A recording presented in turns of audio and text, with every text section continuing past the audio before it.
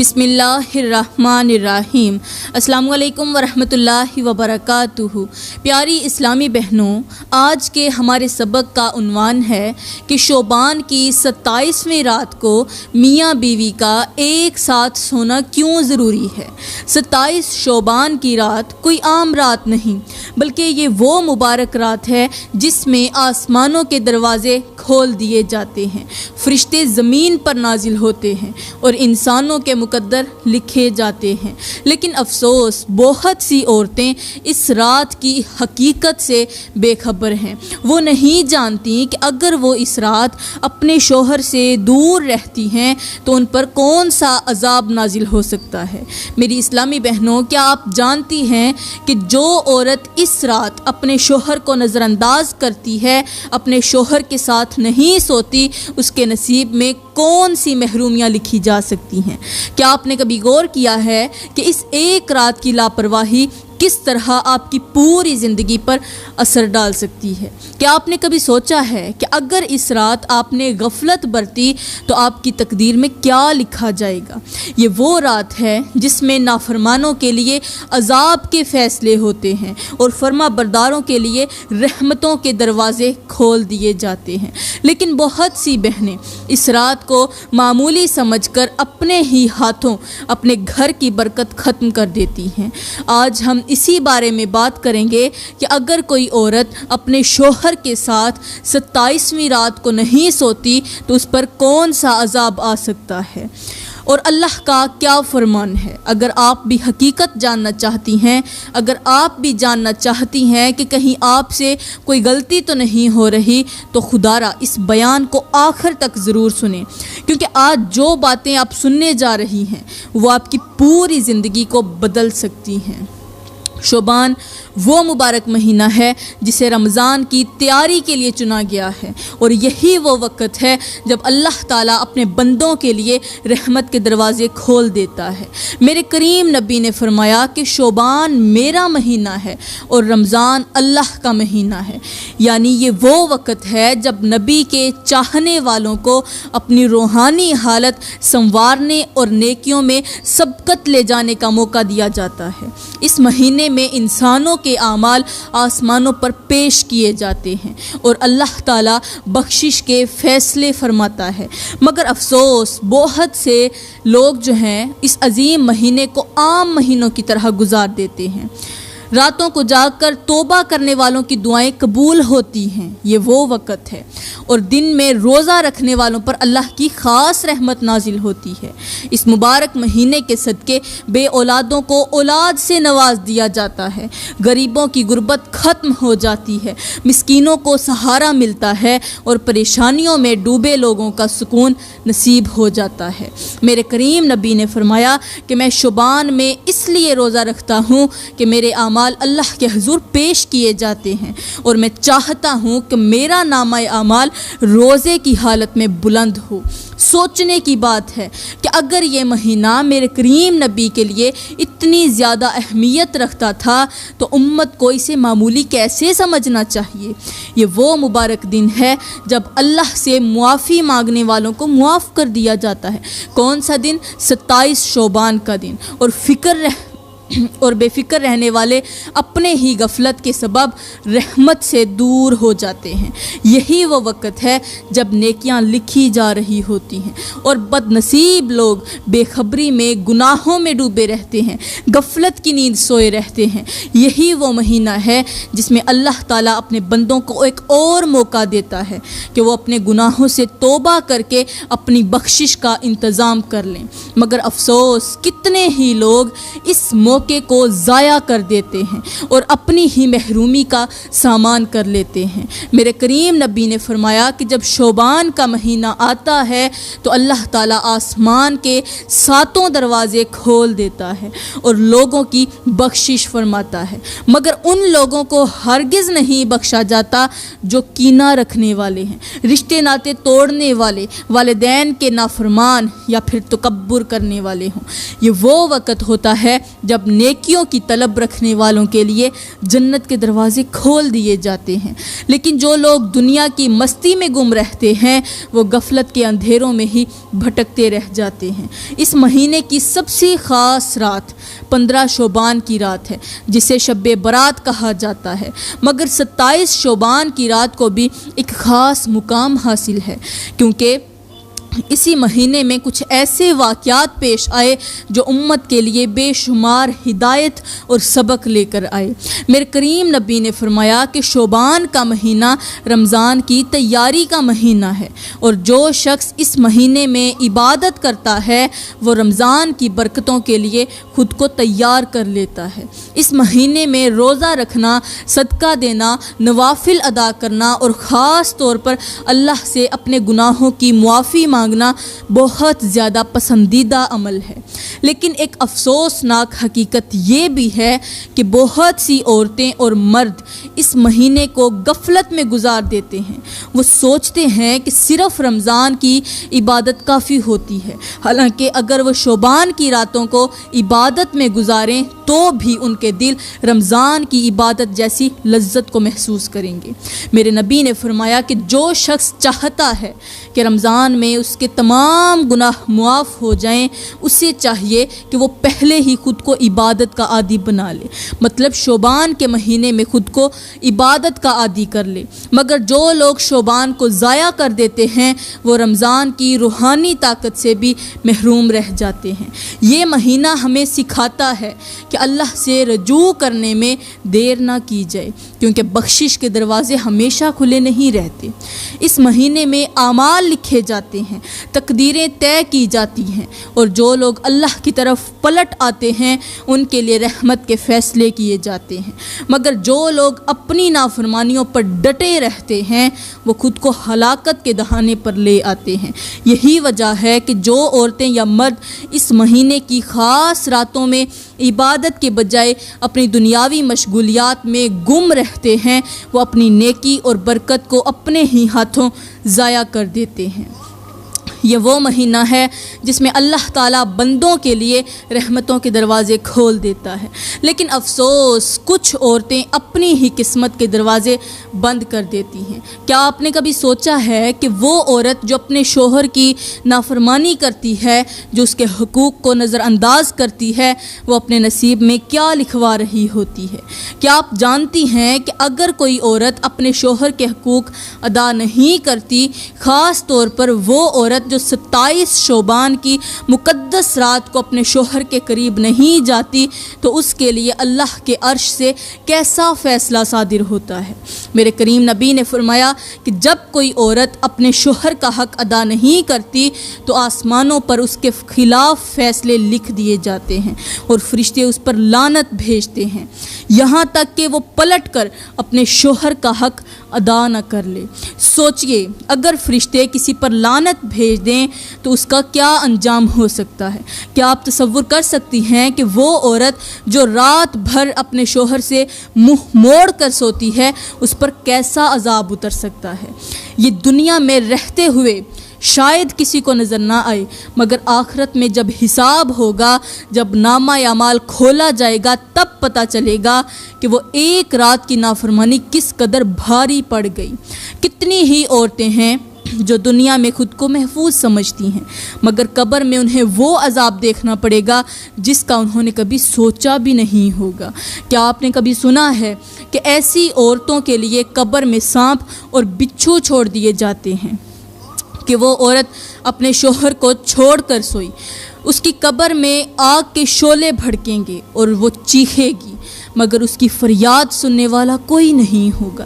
یہی وہ حقیقت ہے جس سے ہر عورت کو ڈرنا چاہیے، کیونکہ یہ کوئی معمولی نافرمانی نہیں بلکہ یہ وہ گناہ ہے جو اللہ کے غضب کو دعوت دیتا ہے۔ جو عورت جو عورت کو اس کے گھریلو سکون سے محروم کر دیتا ہے، یہ وہ گناہ ہے اور جس کا انجام دنیا میں بے برکتی اور آخرت میں عذاب کی صورت میں نکلتا ہے۔ کیا آپ بھی ان عورتوں میں شامل ہونا چاہیں گی جنہیں قیامت کے دن پکارا جائے گا مگر ان کے حق میں کوئی نیکی باقی نہ ہوگی؟ یا آپ ان خوش نصیب عورتوں میں شامل ہونا چاہیں گی جو اپنے شوہر کے حقوق ادا کر کے جنت کی حوروں سے بھی زیادہ عزت پائیں گی؟ فیصلہ آپ کے ہاتھ میں ہے۔ پیاری بہنوں، اب میں آپ لوگوں کو ایک ایسی خوبصورت اور حیران کر دینے والی کہانی سنانے جا رہی ہوں جو آپ کی آنکھیں کھول دے گی، جو آپ کے دل کو ہلا کر رکھ دے گی، جو آپ کو سوچنے پر مجبور کر دے گی کہ کہیں آپ بھی وہی غلطیاں تو نہیں کر رہی۔ یہ کہانی سن کر آپ کو احساس ہوگا کہ بعض گناہ ہمیں کس طرح بربادی کے دہانے پر لے جاتے ہیں اور کس طرح ایک لمحے کی نافرمانی پوری زندگی کو عذاب میں بدل سکتی ہے۔ اگر آپ نے اس کہانی کو غور سے سن لیا تو شاید آپ کی زندگی میں بھی وہ تبدیلی آ جائے جو ہر عورت کو اپنے گھر کے سکون کے لیے کرنی چاہیے۔ ایک خوبصورت عورت تھی جس کا نام آمنہ تھا۔ وہ دنیا کی ہر نعمت سے مالا مال تھی، لیکن اس میں ایک کمی تھی۔ وہ اپنے شوہر کے حقوق کو معمولی سمجھتی تھی۔ دن بھر وہ اپنے شوہر کے حقوق کو معمولی سمجھتی، دوسروں کے سامنے اچھی بیوی بننے کا کردار ادا کرتی، مگر رات کو جب اس کے شوہر کو اس کی ضرورت ہوتی تو وہ کسی نہ کسی بہانے اس سے منہ موڑ لیتی۔ کبھی نیند کا بہانہ، کبھی تھکن، کبھی یوں ہی نخرے۔ آمنہ کو سب کچھ معمولی لگتا تھا۔ اسے لگتا تھا کہ شوہر کو نظر انداز کرنا کوئی بڑا گناہ نہیں، مگر وہ نہیں جانتی تھی کہ اس کی یہ نافرمانی اس کے نصیب میں کیسی تباہی لکھ رہی ہے۔ یہ 27 شعبان کی رات تھی، وہی رات جب اللہ کے حکم سے فرشتے زمین پر نازل ہوتے ہیں، لوگوں کی تقدیریں لکھی جاتی ہیں اور گنہگاروں کے لیے فیصلے کیے جاتے ہیں۔ آمنہ اس رات اس کے قریب آئی، محبت سے آمنہ کا جو شوہر تھا وہ اپنی بیوی کے قریب آیا، محبت سے بلایا، مگر ہمیشہ کی طرح اس نے ٹھنڈی مہری دکھائی، کروٹ بدلی اور سو گئی۔ شوہر نے بلایا، بیوی پاس نہیں کی۔ وہ نہیں جانتی تھی کہ اسی لمحے اس کے نصیب میں کچھ ایسا لکھ دیا گیا تھا جسے کوئی مٹا نہیں سکتا تھا۔ رات کا آخری پہر تھا، ہر طرف سکون تھا، مگر اچانک اس آمنہ لڑکی نے، عورت نے محسوس کیا جیسے کوئی چیز اس کے بستر پر رینگ رہی ہو، جیسے ہزاروں چیونٹیاں اور کیڑے مکوڑے اس کے جسم پر چڑھ رہے ہوں۔ وہ گھبرا کر اٹھ بیٹھی، مگر کمرہ بالکل خاموش تھا۔ شوہر سکون سے سو رہا تھا، لیکن اسے اپنے ارد گرد کسی نامعلوم مخلوق کی موجودگی کا احساس ہونے لگا۔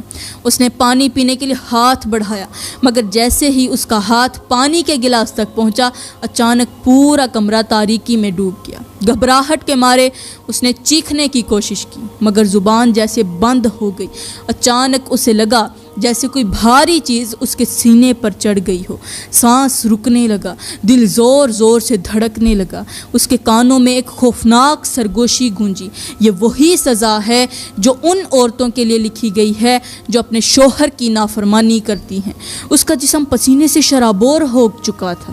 وہ ہلنے کی کوشش کر رہی تھی، مگر یوں محسوس ہو رہا تھا جیسے اسے کسی نے باندھ رکھا ہو، باندھ کر اس کو ایک جگہ پر رکھ دیا ہو۔ اچانک دیوار پر ایک سایہ نظر آیا، ایک سیاہ دھواں سا اس کے قریب آیا اور خوفناک آواز میں کہا، اے عورت، تو نے اپنے شوہر کا حق مارا، آج سے تیرے نصیب سے سکون چھین لیا گیا۔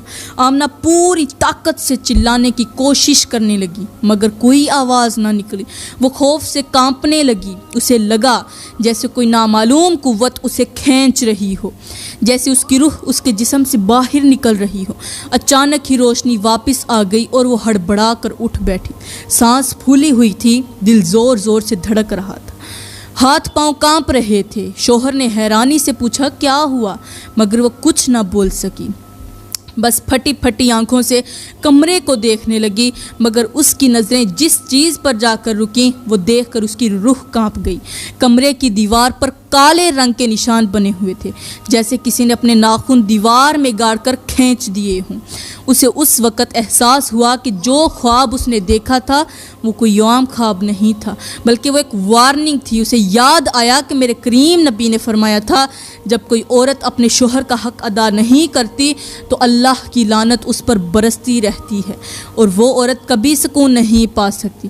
آمنہ ہاتھوں کے بل اٹھ کر بیٹھ گئی۔ اس نے اپنے شوہر کا ہاتھ پکڑا اور روتے ہوئے اس سے معافی مانگ لی۔ وہ جان چکی تھی کہ اگر وہ آج بھی نہ سنبھلی تو اس کا انجام بہت بھیانک ہو سکتا ہے، مگر ہر عورت کو آمنہ کی طرح موقع نہیں ملتا۔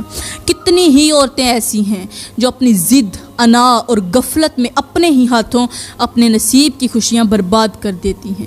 انہیں احساس تک نہیں ہوتا کہ جب شوہر محبت سے انہیں اپنے پاس بلاتا ہے تو وہ دراصل جنت کی دعوت ہوتی ہے، اور جو عورت اسے ٹھکرا دیتی ہے وہ اپنی تقدیر کے دروازے خود بند کر لیتی ہے۔ سوچیں، کیا آپ بھی ایسی عورتوں میں شامل تو نہیں؟ فیصلہ آپ نے خود کرنا ہے کہ کیا آپ ان عورتوں میں شامل ہونا چاہتی ہیں جنہیں قیامت کے دن پکارا جائے گا مگر ان کے حق میں کوئی نیکی باقی نہیں ہوگی، یا آپ ان خوش نصیبوں میں شامل ہونا چاہتی ہیں جو اپنے شوہر کے لیے راحت اور اپنے گھروں کے لیے برکت بن جاتی ہیں؟ فیصلہ آپ کے ہاتھ میں ہے۔ تو پیاری بہنوں، اب ہم بات کرتے ہیں کہ 27ویں رات کو میاں بیوی کا ایک ساتھ سونا کیوں ضروری ہے۔ یہ کوئی عام رات نہیں، بلکہ یہ وہ مقدس رات ہے جس میں اللہ تعالیٰ کی رحمت زمین پر نازل ہوتی ہے، فرشتے اعمال لکھنے کے لیے آسمان سے اترتے ہیں اور اللہ اپنے بندوں کے لیے مغفرت کے فیصلے فرماتا ہے۔ مگر کتنی ہی عورتیں ایسی ہیں جو اس رات کو ضائع کر دیتی ہیں، اپنے شوہر سے دوری اختیار کر لیتی ہیں اور یوں اپنے ہی ہاتھوں سے اپنی برکتوں کو ختم کر بیٹھتی ہیں۔ میرے کریم نبی نے فرمایا کہ جب کوئی عورت اپنے شوہر کو اس کا حق ادا کرنے سے انکار کرتی ہے تو آسمان کے فرشتے اس پر لعنت بھیجتے ہیں یہاں تک کہ وہ رجوع نہ کر لے۔